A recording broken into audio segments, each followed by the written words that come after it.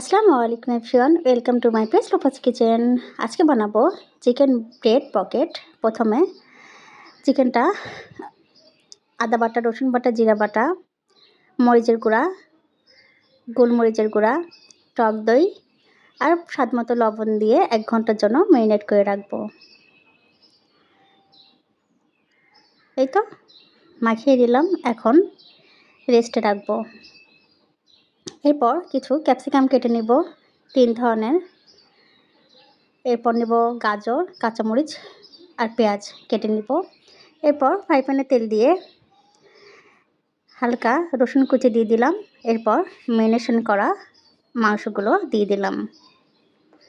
এরপর মাংসটাকে সিদ্ধ করে নিব। সিদ্ধ হয়ে আসলে চিজ দিয়ে দিব। এরপর দিব ক্যাপসিকামগুলো, কেটে রাখা পেঁয়াজ, মরিচ সব কিছু দিয়ে আবারও নেড়ে চেড়ে নিব। এই তো চিকেনটা রেডি হয়ে গেছে। এখন ব্রেড কেটে নিব চারপাশে। মূলত এটা ব্রেড দিয়ে বানায়, তাই এটা চিকেন ব্রেড পকেট। এই তো এরপর ভালো করে রাউন্ড করে কেটে নেব। এরপর ডিমের মধ্যে চুবিয়ে নেব। এখন ব্রেড ক্রাম্পের সাথে মাখিয়ে নিব। এরপর ডুবো তেলে ব্রেডগুলো ভেজে নিব।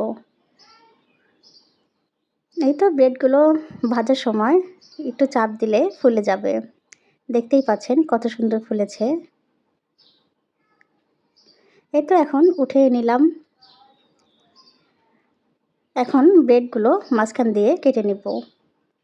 ভীষণ গরম ছিল, দেখতেই পাচ্ছেন ধোঁয়া উঠছে। আর সস নিলাম, এই সসটা নিজে হাতেই বানিয়েছিলাম। সসটা ভীষণ মজা। সসটা রেসিপি লাগলে অবশ্যই কমেন্টে জানাবেন। চিকেন পকেটটা খেতে অসম্ভব মজা, আপনারা অবশ্যই বাসাতে ট্রাই করবেন। এই তো আমার চিকেন ব্রেড পকেটের ফাইনাল। আল্লাহ হাফেজ সবাইকে।